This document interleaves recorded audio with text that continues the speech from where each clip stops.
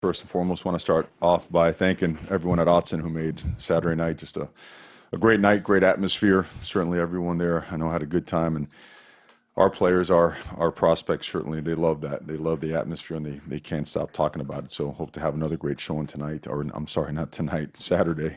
Saturday can't get here soon enough to have another great opportunity.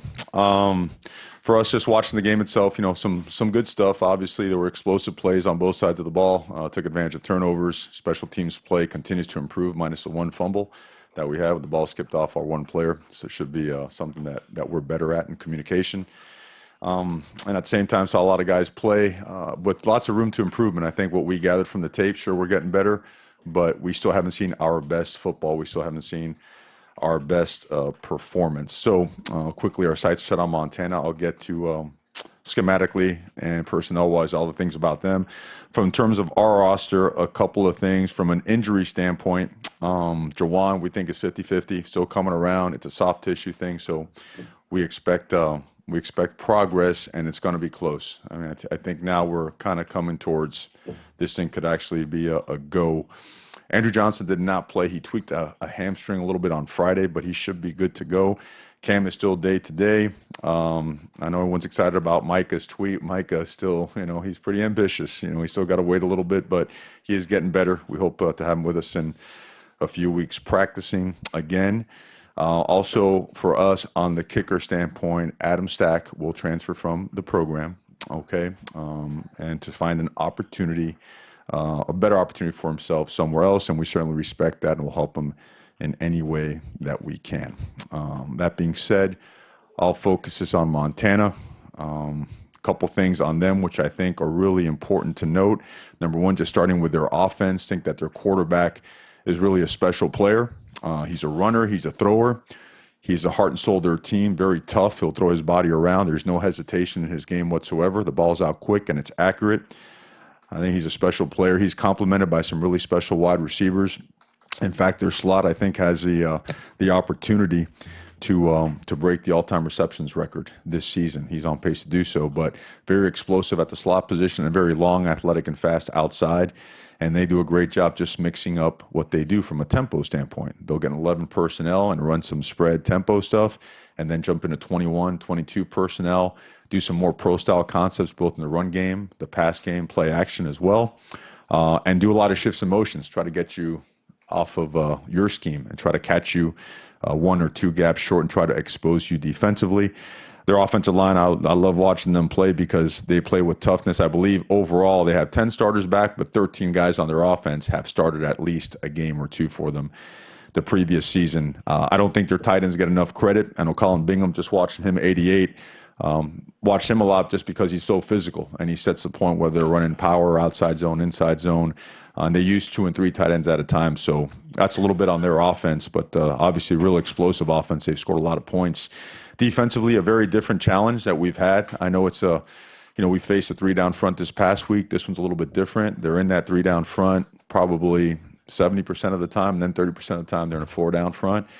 They play with three safety. I'm sorry, with three. Yeah, they have a couple three safeties at a time in the game to complement their 2 corners. So 5 DBs at a time with 3 down linemen and 3 linebackers. One of those linebackers will move up on the line of scrimmage to present their 4-down package as well. But it all starts with number 33, Dante Olson, just a hard-nosed, tough, physical, fast, instinctive football player, manning up the middle of that defense right there.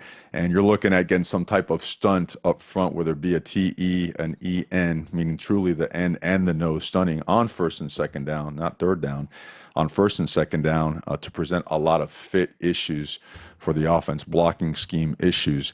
They communicate extremely well. Thought the back end of their defense does a really good job communicating and passing off concepts, matching concepts as well. And just a very different scheme than what we face, so we've got to have a great week of preparation. Questions right over to Ryan on the right. Mario, after the game, before you looked at the film, you said you felt like it was a pretty complete game, and you just said you haven't played your best game yet. What areas do you think you guys need to shore up before Pac-12 play? Well, I think we got to keep getting physical at the point of attack, at the line of scrimmage. When you play a scheme that has so many so many looks. I mean, multiple pressures, very different pressures, a couple than what we prepared for. When you look at them offensively, the way that they try to catch you with a lot of eye candy with some of the fly motions and the screens and whatnot, you still can't allow yourself to lose your eye discipline. You still got to play fast. You got to play physical, play blocks, and knock back defenders, and then figure it out on the run. I think sometimes we just caught ourselves peeking or not completely finishing a block, and we got to get better. Left, Matt. After Auburn, you said on first down you were off schedule against Nevada. I think you guys averaged almost 10 yards per play on first downs. How much does that just allow your offense to do everything you showed against Nevada? Well, I think our guys enjoy playing with tempo, and certainly to be able to play with tempo, you got to get the sticks moving, and when they did, we were able to do that. And third down, we still got to get better. I think we were 40%, 41%. You want to be at that 50 mark. That'd be the best in the country, and that's what we strive for. But certainly doing that allows you to open up some things and play fast and keep the defense on their heels. In the middle, James. Couple other personnel updates, Mario. J.J. Tucker didn't dress, and while you played 77 guys, one who wasn't there was Drew Mathis, and he was with the second-team defense in the spring. Inside linebacker's pretty thin. Just what's his status at this point? Drew's coming along. I think Drew's really close. We're prepping him both for special teams and to play linebacker. He's going to be a really good player for us this season. I think MJ got a lot of reps. So did G-Mon. So Drew is closing in, and we have a lot of faith in him. We think he's going to be a really good football player. Tucker, we felt the other guys deserved to play more, and they did. That's simple. What do you like with Darian Felix? It seems like in the limited snaps he's had, he's performed pretty well. He had that big touchdown run, and just what's keeping him from being in that primary discussion? I know Verdell and Dye are pretty good, but what's the difference? Well, he's part of it now. He is. He's had some health issues early on, but nothing too serious. Just some nicks and stuff that have kept him out. And now he feels healthy. He's showing it in the way he's practicing and obviously the way he performs. So no, he's 100% in that mix, and that's the way it's gonna look going forward. We feel like we have some guys that are pushing each other, making each other better. We're on the rack, right? Mario, I know Andy worked hard in the spring to get everyone on board, but you have so many freshmen in the defense. How much are they playing with instincts and just playing and not thinking too much? And how did you get them to do that so quickly? Well, I think if you've seen the way we practice and the way we walk through, they're very organized, they're very detailed. Everything is conceptually based, and the teaching progressions that go with Coach Avalos' defense and the way Coach Williams, Coach Hayward, Coach Salavea, Coach Wilson, the way they piece it all together, it's impressive. There is a rhyme and a reason for everything, the what to do, the how to do, and why we do it that way. And like any player, when they see themselves have success, they want more.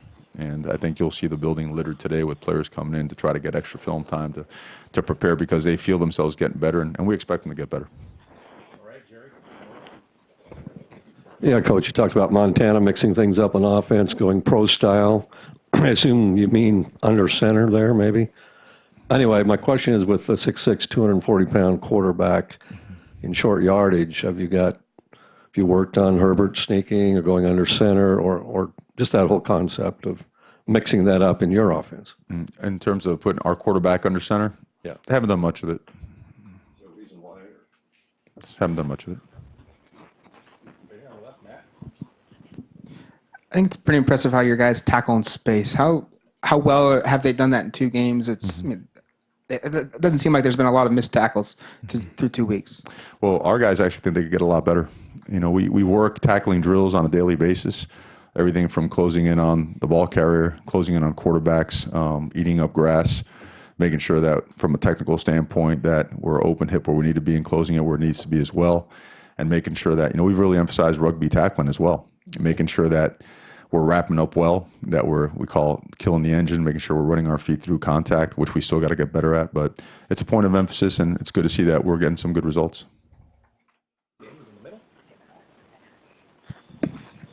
Last season, Mario, the talent and results in the secondary weren't totally matching up. I realize it's only a couple of games, and you had a freshman quarterbacks in both these games, but that was their lowest passing yardage number in a long time for Nevada, one of the lowest of his career as a coach.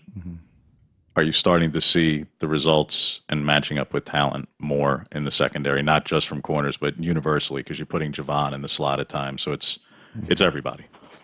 It's everybody, and these guys last year, I think a lot of times people forget they're 18 years old and true sophomores. A lot of other programs, they'd be redshirt freshmen. They don't have the same experience. But towards the end of the year, we felt they were really playing at a much higher level. And I think the thing that this defense and our defense coordinator bring to the table really ties in the back end to the front really well. So they're in sync. So when we're bringing pressure, we understand our leverages, when we're playing man, when we're matching stuff up. And so when you combine that with some pretty good pocket push and some good edge pressure, it allows you to to cover and hold up a little bit better on the back end. But overall, just the way that they have put in time and the way they've invested in their craft, it's paying off. Mario, you mentioned Felix, and with him, you're 4 deep there, maybe even 5 deep with Dollars. Overall, though, where do you see the run game right now compared to where you want it to be? Oh, we still got to keep getting better. I mean, we had some explosive plays and we had some positive plays. When you play a defense like that, at times it's going to be feast or famine due to the pressures. They brought corner fire, corner and will, putting you a man short. And sometimes the RPO dictated for the ball to be spit out there, which negates some rushing yards. And you're caught in the middle, right? Because when you do spit a ball out there, it's like, hey, that's awesome. We have one of the best quarterbacks in the country, and we're not going to get ourselves in a tough play. And then sometimes when you spit the ball out, when I say spit, when I throw the ball out there, right, you see a handoff that could have been maybe a 25-yard gain. So you have to live with it once you choose a direction to go with. And we're going to stay aggressive on both ends of it and trust our quarterback with what he sees. And so because of that, sometimes you may feel like you're a little bit skewed in the numbers, but there is progress. Feel great about the guys up front and tight ends with the way we're coming along. But know that from a technical, a fundamental, from a relentless pursuit of being a great running team, we still got to keep pushing, going forward, and improving.